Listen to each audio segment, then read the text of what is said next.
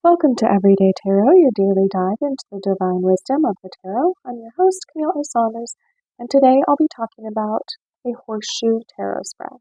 Whether you're a seasoned tarot reader or just starting to explore, this podcast offers daily insights, intuitive messages, and practical advice drawn from the cards. Each episode is designed to help you connect with your inner wisdom, find clarity in your decisions, and tap into the energy of the universe. Tune in every day, Monday through Friday, for fresh perspectives and empowering guidance from the tarot as interpreted by me. The best way to support the podcast right now is to listen daily, rate, review, and to follow or subscribe in your chosen podcast app. If you are loving the podcast and want to further support me, you can join my Patreon for behind-the-scenes access to upcoming topics, polls, monthly hangouts, asking your tarot questions, and getting individual tarot readings and more. The link is in the show notes if you want to check out the Patreon. You can always go to my website, CamilleASaunders.com/everydaytarot for all the latest information related to the podcast and to find images of the cards I pull. If you're local to the greater Puget Sound area, I'd love to see you at my next Let's Talk Tarot meetup group event on April 6th at 11:15 a.m., where we'll be meeting at the Haunted Farmers Market in South Tacoma. You can RSVP for that event in the show notes below on the meetup link. If you're interested in my free PDF with the 2025 5-card tarot spread I created just for you at the beginning of this year, you can get that by joining my newsletter list. My weekly newsletter always has the most up-to-date information on my upcoming events, presentations, musings, and info and photos of my day-to-day life. The link to sign up for that is in the show notes as well, or you can always sign up via a pop-up on my website. And all right, so we are in season 5 of the podcast. In this season, I'm talking all about common tarot spreads. So I'm going through 13 different tarot spreads, one per episode, and walking you through an example of what it looks like to do them. If you haven't listened to my other seasons yet, go ahead and check those out. The first season, I introduced tarot through talking about oracle versus tarot cards, myths of tarot, how to find a deck, reading for yourself versus others, and much more.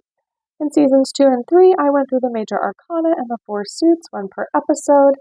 And in season 4, I talked all about tarot in pop culture and examined representations of tarot in video games, TV shows, movies, and more. All right, so let's get into our main discussion. Today, like I said, I'm talking about a Horseshoe Tarot Spread. So for the timing for this spread, you can do it whenever you have a specific question or topic you'd like a lot of clarity about in the near or distant future. So for details on the spread, so I got the spread from Spells 8 website, and they actually have a video walking you through the tarot spread if you want more information or more of like a ritual to your tarot spread in addition to this lovely podcast episode. And the spread is so named because the cards are laid out in the shape of a horseshoe. And so when we think about the placement of the cards, there are actually 7 cards, so this is a more in-depth spread. And they basically go from 1 to 7, left to right. And then with the 1 and 7 cards at the topmost placements and the 4th card in the middle bottom of the horseshoe. So it's sort of like a upside down horseshoe, I guess, like with the 2 ends at the top and the middle at the bottom. All right, so the questions or, the topic for each of the cards, I'm going to go through them, then we'll grab our decks and start to get into it. So the first card is about the past, the second is the present, the third is about any hidden influences, the fourth is about obstacles, the fifth is about the environment, sixth is the best course of action, and 7 is the final outcome.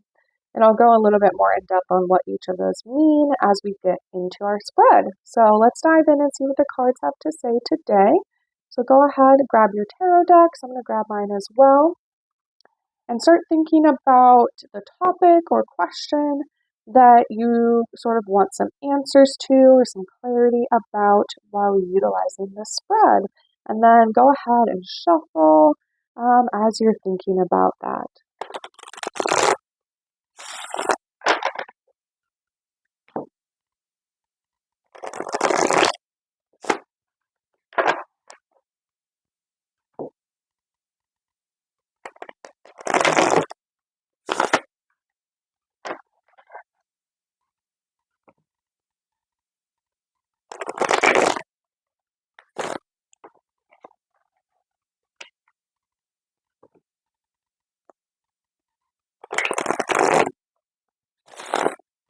Okay, so I have my cards shuffled. Hopefully you do as well.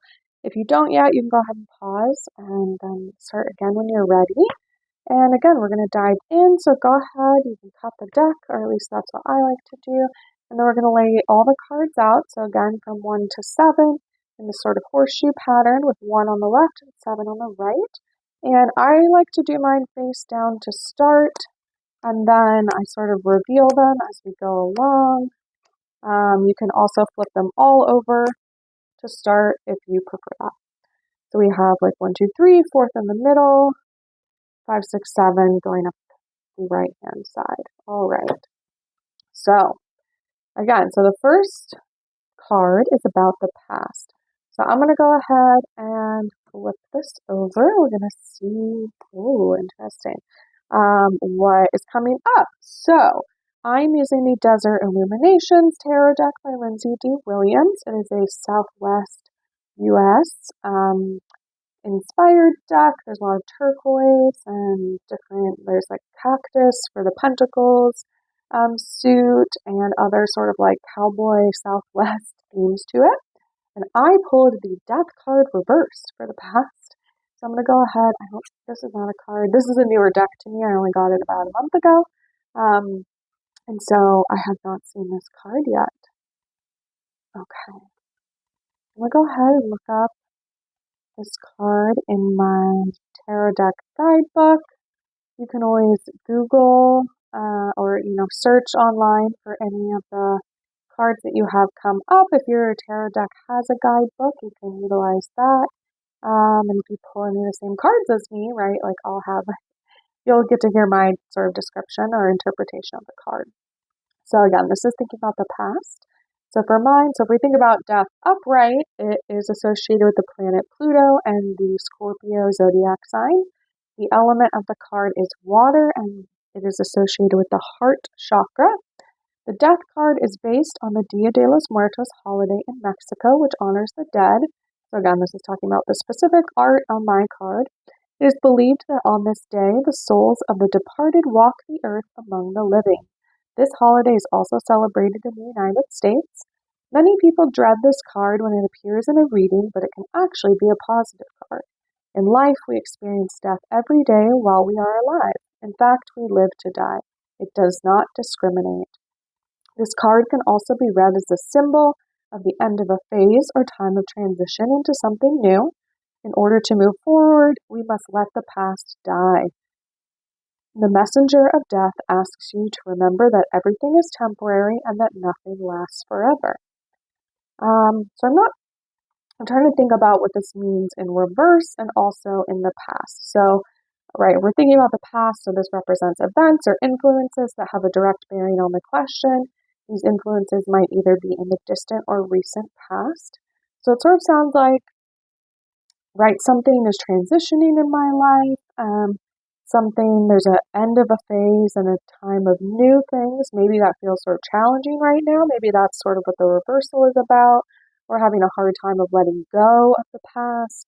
But right, it sounds like the messenger of death is asking you to remember that everything is temporary and nothing lasts forever. So perhaps some of those things in the past that were challenging or that weren't working for me, it's also nice to know that those are not going to last forever, right? Like we have new things incoming and new strategies or transitions to welcome in. All right. So let's move on to the next card, which is for the present. And this card is all about where you are now, the current circumstances surrounding your situation. It can refer to what's happening now or to your current feelings and thoughts about the question. Okay, another reversal. So I pulled the Four of Cactus reversed, and in this deck, cactus are pentacles. It's a very interesting image. It is an image of an alien that is holding a cactus, that has a cactus on its head, and there's 2 cactus on the ground.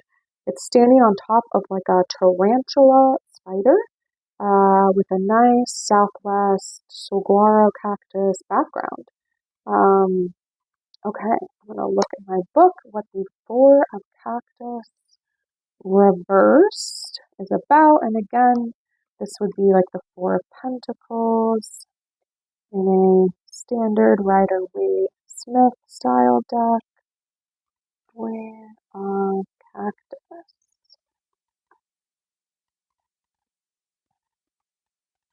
Okay, looking in my book, here we go.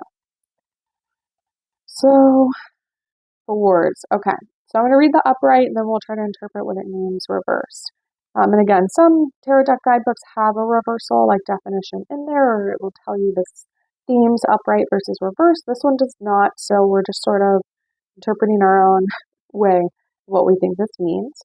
So for the Four of Cactus, it says, a wise and powerful extraterrestrial sits on top of a giant tarantula in the middle of a sun-drenched desert.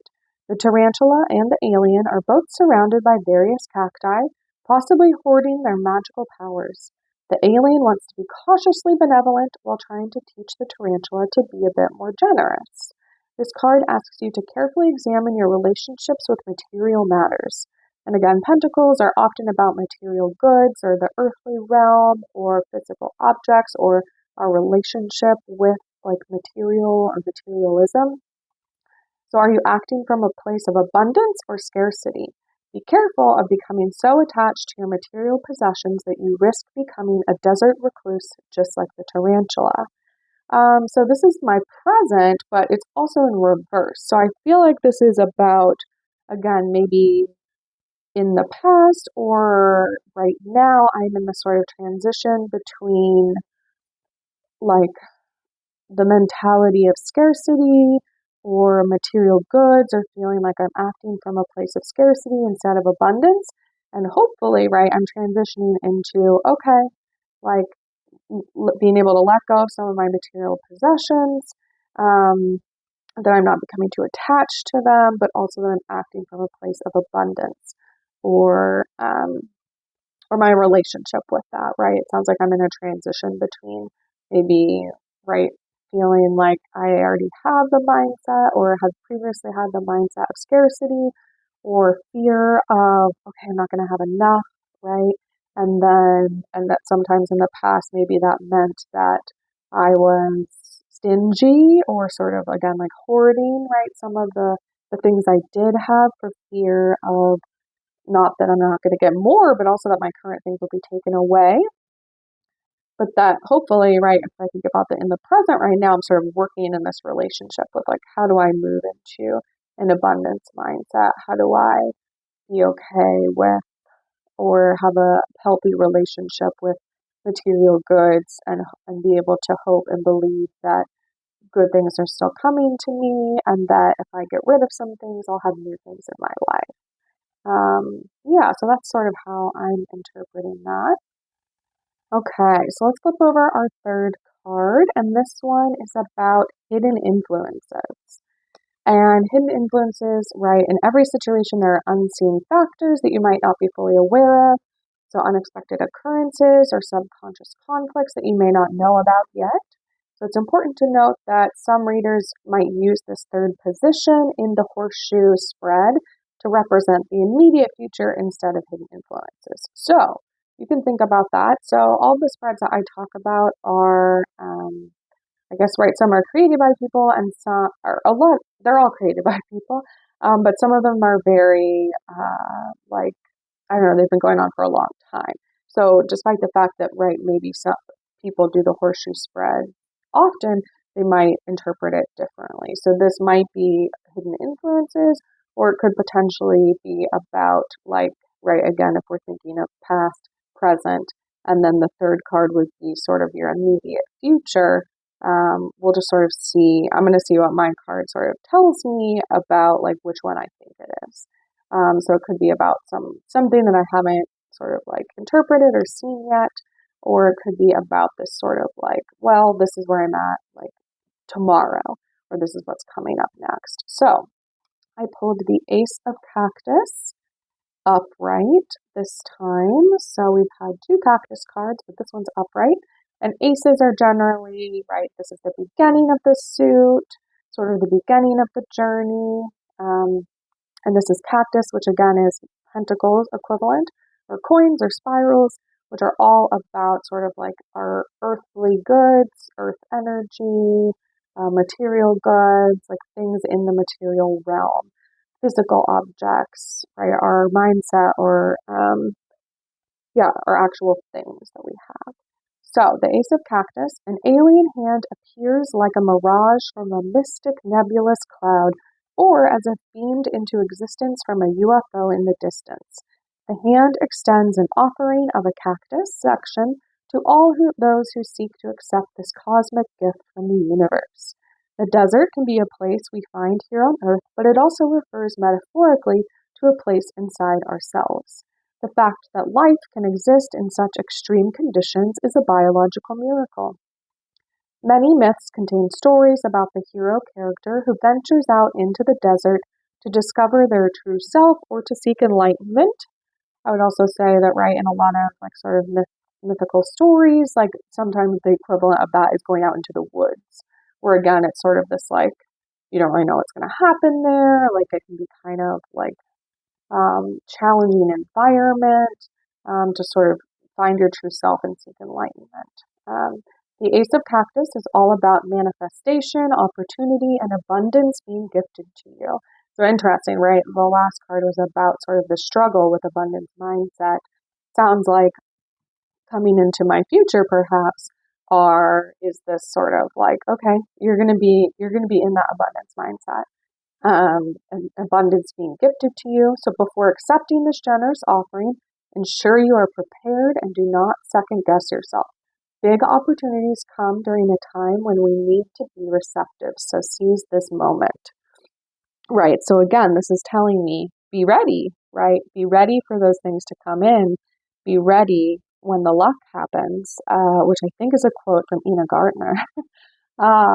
She, I think, yeah, she recently wrote a book called that, I think, that like you kind of have to prepare yourself and also be ready to, right, have waited a long time for all those good things to happen. And when it happens, you got to jump on board, right? Because the opportunity might go away if you're not sort of ready and prepared to take it on, even when it is this very large opportunity, right? Which maybe for her was like having a cooking show or creating a book at the time. She's definitely a cook that I used to watch as a kid. My parents really liked her cooking, and so I used to watch her show a lot, where she would do like home cooking and like cooking for her family. Yeah, okay, so it sounds like for me, I went with this card, I'm thinking it's more about this immediate future. If I were to interpret it as hidden influences, I would say that, right, maybe when the hidden influences is that abundance is coming my way, but if I'm not ready for it, then, right, it might slip past me, or I might not be receptive to it, or I might not see it as an opportunity in that moment. It might look like something else, but really it's this opportunity awaiting me.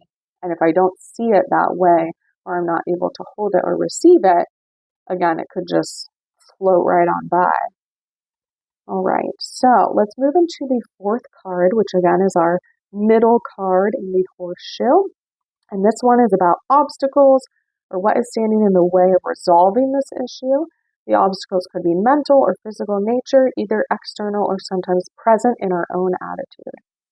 Okay, so for my fourth card, I pulled the Six of Chilies. And again, these are about obstacles. I pulled this card 2 days ago, actually, in a different spread. So I'll be curious to think about the context of this card in this particular spread.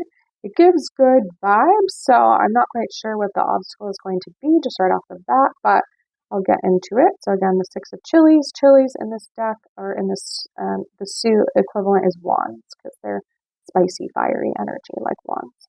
Okay, so the Six of Chilies, a beautiful woman decorated in chilies and dressed in a technicolor woven robe, smiles confidently as she poses under a festive adobe archway. She enjoys being in the public eye and showing everyone how fabulous she is.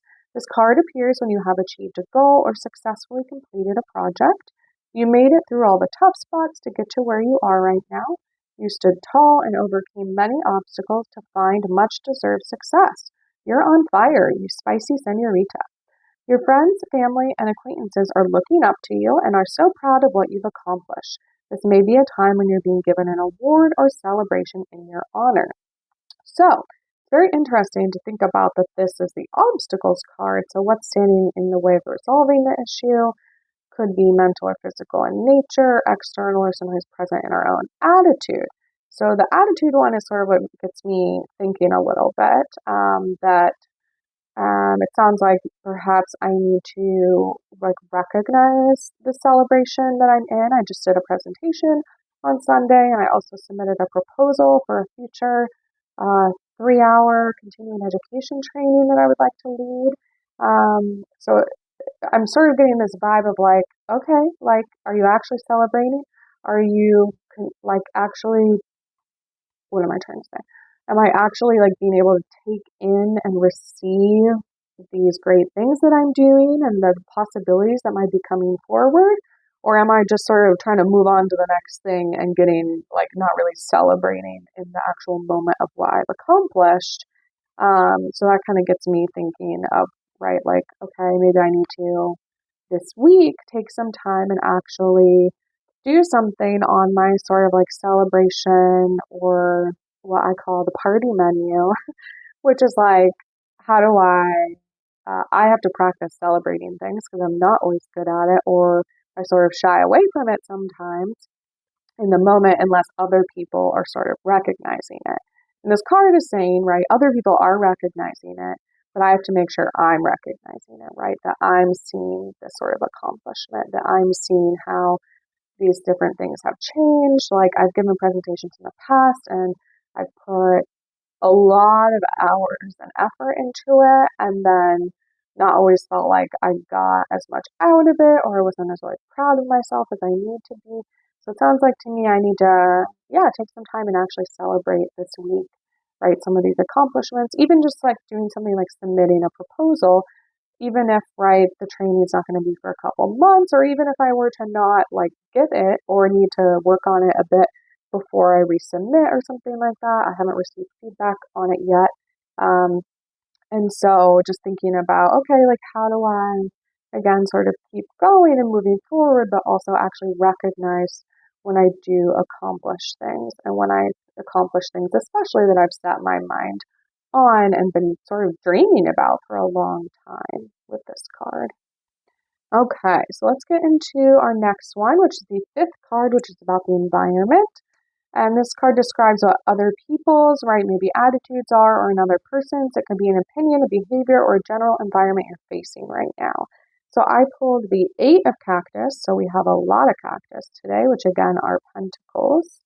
So yeah, let's get into what I think that is about.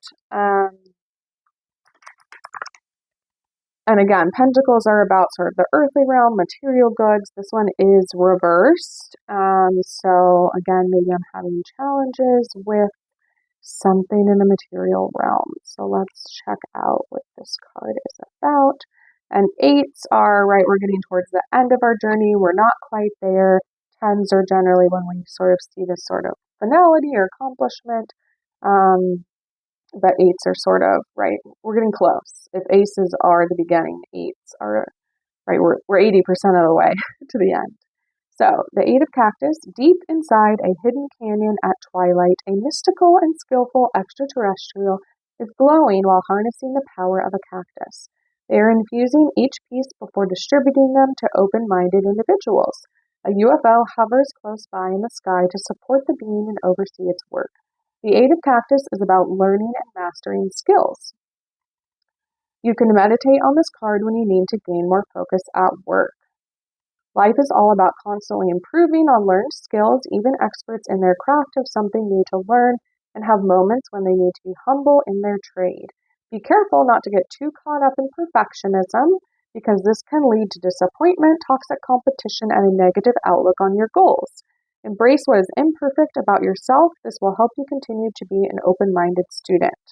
So yeah, this is interesting because this is sort of saying, right, that sometimes maybe I get caught up in perfectionism, right? If we think of this as a reversal, maybe it's that, right, I'm learning this lesson of not getting too caught up in perfectionism, because it can lead to disappointment, or right, I just started and co-founded a networking group with some folks, and we just had our first meeting, and no one showed up. And so we spent that time, kind of planning, talking about marketing, how we're going to sort of get the word out there, and sort of went through our agenda anyway, even though it was just the three of us that founded it and went through it. And maybe 2 years ago, I would have been extremely disappointed about that. I would have maybe tried to quit or something like that. But having other people that I'm doing this group with and knowing that it's going to take a while to build and get the word out there and sort of figure out what people actually want from a networking group. That's sort of what I'm thinking about right now.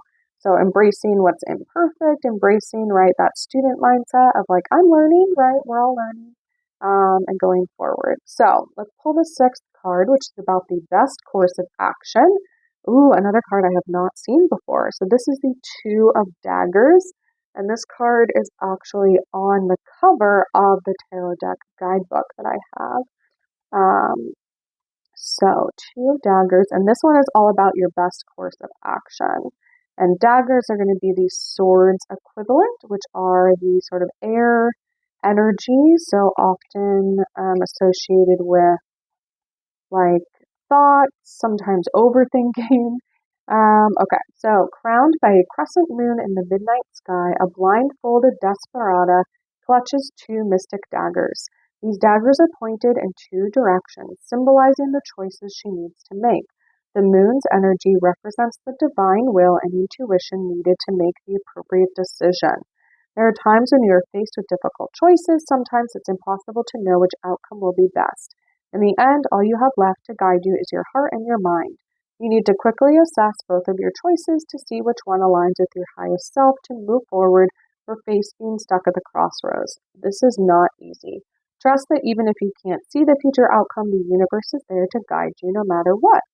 So it sounds like my action right now, right, is to be thinking about decisions, like these two different choices that might be coming up in my life. That I'm not going to know the outcome that's best in the moment, but just follow my intuition and my heart and mind, to sort of trust that even if I can't see that future outcome, the universe is there with holding my back, right? Or sort of like supporting me. All right, and for the seventh card, final outcome.